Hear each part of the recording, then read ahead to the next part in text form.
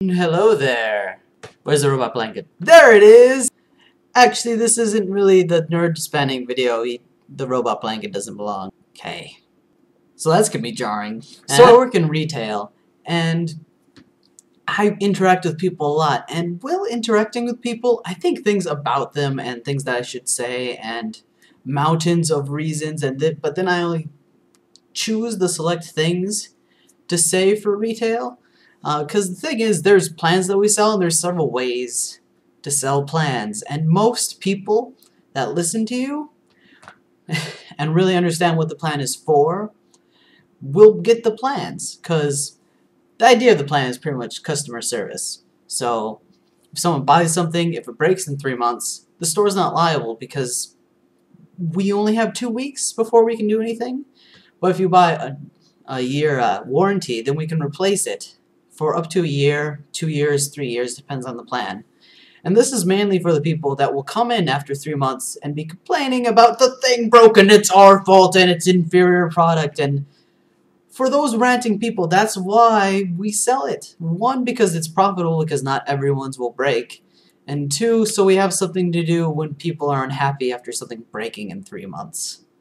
So the ironic thing is the people that won't want to buy the plan either don't think the thing will bust or plan on being assholes in 3 months. And those assholes are exactly why we sell plans. So I think these things like, are you going to be an asshole? Or not just asshole, that's not connected to selling. Because I don't just think that about people, because there are several things that people think every day that they wouldn't say to people. But I constantly wonder if the person I'm talking to can read my mind.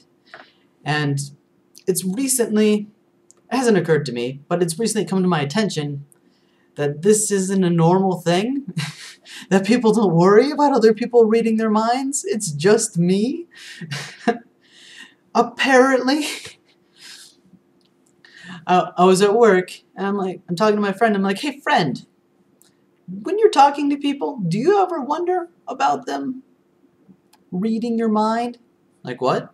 What do you mean? You know, like the thoughts you have about them, like, this guy's an idiot, or stop staring at this woman's body. And do you ever wonder about, like, if they can hear you based off their reactions? And she's like, no, Ray, that's weird. Then I must stop. And it's one of those moments where you just get stunned, like, huh, that is kind of weird. Right. I was thinking that maybe it comes down to communication, that I don't just want the words I say to be what people hear, that I want them to have the whole story, the whole line of thought of the things that I could possibly see to what I look at. And that just reminds me that why don't I like this? Why don't I like people not reading my mind?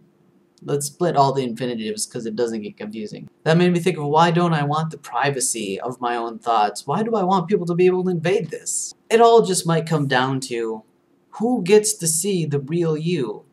And what exactly is the real you? Because I don't necessarily feel like the person that I put out in public, well, I know the person I put out in public is not the real me.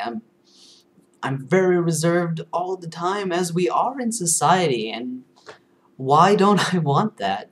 And it might just go down to why I like writing, because I can just write all of my stupid thoughts and just let it all flow, and there it is to be seen or recorded or read by whoever happens to pick up my notebook. And also why I like vlogs, other than how I am gonna edit the crap out of this. But still, it's my thoughts and my words uninterrupted for 4 or 5 grueling minutes. And if anyone watches it, they watch it to listen, and they don't watch it to wait for their turn to speak. Obviously, because no one leaves comments.